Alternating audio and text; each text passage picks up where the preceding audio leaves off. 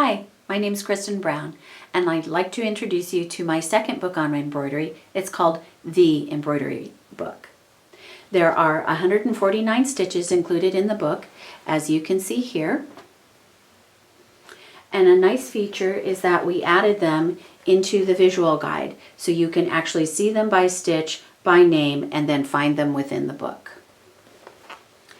There's a project in the book called the Embroidery Journal, and you can actually make your own book of stitches. You can follow the guide in each section on the embroidery stitches to use as your sample. There's a section in the book called All the Right Stuff. These are the examples of the items that I use: the fabrics, the ribbons, the trims, the lace, the embroidery threads, the ribbons, metallic threads, and then we get into the beads and embellishments. An important feature that we've included in the book is a color board, and we've translated 5 shades of gray from light to dark into fabric. We also took 5 shades of thread, and we took 5 shades of beads and translated them into the 12 color board.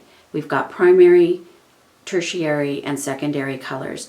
I thought this way you could relate to the colors that I talk about throughout this chapter easier if you actually saw fabric and beads and threads. One thing we talk about are color harmonies, and within that, these are harmonies that you would understand. We've got a monochromatic harmony, and then we have a complementary harmony. Another important feature in the book is that I show you how to use a color recipe guide. And what I do is I take my fabrics, my threads, my trims, and my ribbons. I place them onto a card and I give them a number. Then I bring out another sheet of paper, I write the fabrics down, and then row by row I use all of these colors throughout the piece. That way you get a perfect matching of your colors. Another great example that we have in the book is how you use color.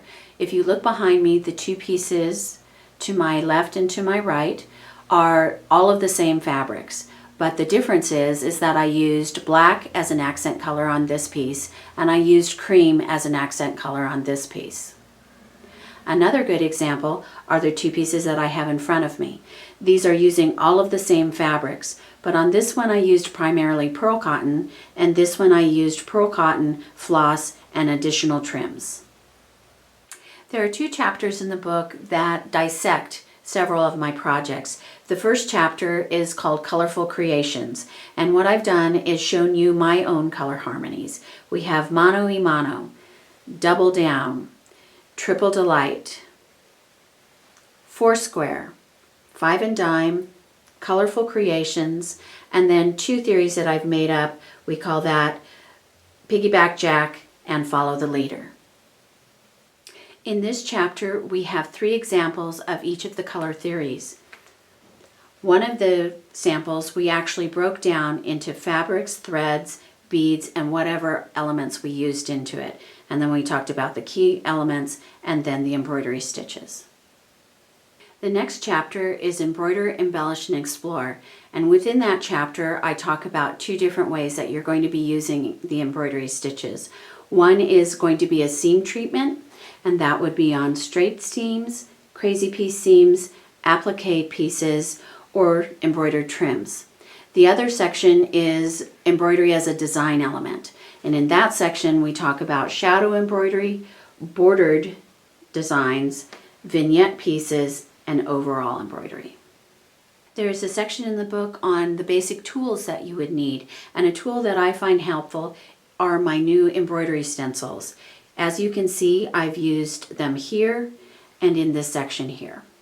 Another helpful tool I find is to take a pin cushion and actually write the name of the needles that you will be using. This way you won't be confused when you find your pin cushion and wonder what needle that was. Another helpful tool is to actually take the needles and thread them with the ribbon or thread or even beading thread that you would be using. Write down the name of the needle, and that will always be there as your guide.